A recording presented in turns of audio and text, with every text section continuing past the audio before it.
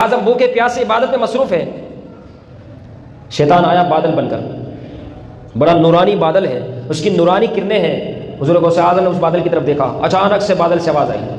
اے عبد القادر میں تیرا رب ہوں۔ اس بادل سے آواز آئی، میں تیرا رب ہوں،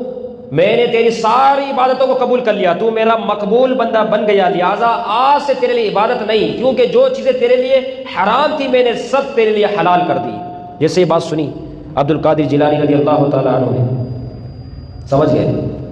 قرآن مجید میں اللہ رب العزت تو یہ حکم ارشاد فرماتا ہے، وَاعْبُدْ رَبَّكَ حَتَّى يَأْتِيَكَ الْيَقِينُ، اے پیارے محبوب علیہ السلام اپنے رب کی عبادت کرتے جائے یہاں تک کہ آپ کو موت واقع ہو جائے، ظاہری طور پر آپ رخصت ہو جائیں، یہاں تک کہ موت آپ پر آ جائے، اس وقت تک رب کی عبادت کریں۔ حضور غوث اعظم رضی اللہ تعالیٰ عنہ سوچنے لگے کہ رب تو وہاں یہ حکم ارشاد فرماتا ہے اور یہ آواز آ رہی ہے، یہ کہا جا رہا ہے کہ عبد القادر بس ہو گئی، عبادت بہت کر لی۔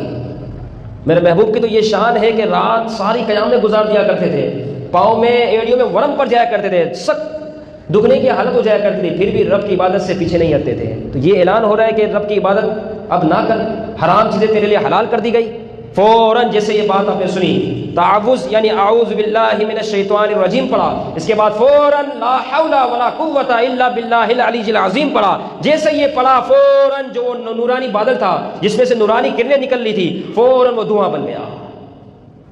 دھواں بن گیا فوراً۔ اور پھر جاتے جاتے پھر کچھ کہہ کر گیا، کہتا ہے اس طریقے سے میں نے بے شمار اللہ کے مقرب بندوں کو میں نے گمراہ کیا۔ اے عبد القادر تیرے علم نے تجھے بچا لیا، تیرے علم نے تجھے بچا لیا۔ حضور غوث اعظم رضی اللہ تعالیٰ عنہ نے جب بات سنی، اب دیکھیں کیونکہ اس کے بارے میں قرآن مجید میں اللہ رب العزت یہ ارشاد فرماتا ہے، انہ لکم عدو مبین، شیطان تمہارا کھلم کھلا دشمن ہے، اس کی چالیں بہت زیادہ ہے تاکہ انسان کا متاع ایمان ختم ہو جائے، متاع اعمال وہ ضائع ہو جائے، عبادت تو کرے جیسے باہر نکلے اس کی عبادت سلب کر لی جائے، وہ تو اس چکروں میں لگا ہوا ہے، وہ تو چاہتا یہی ہے کہ یہ ایسا ہو جائے۔ حضور غوث اعظم رضی اللہ تعالیٰ عنہ نے جب اس کی بات سنی کہ عبد القادر تجھے تیرے علم نے بچا لیا، آپ نے فرمایا کہ شیطان ابلیس تو جاتے جاتے بھی تو بڑا ظالم ہے، تو جاتے جاتے بھی مجھے جو ہے گمراہ کر کے جا رہا ہے،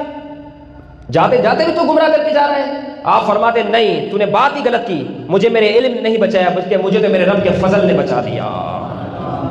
ھذا من فضل ربی، یہ میرے رب کا فضل ہے، کیونکہ اگر علم کسی کو بچاتا تو فرشتوں کا بھی استاد تھا، تو فرشتوں کا استاد تھا،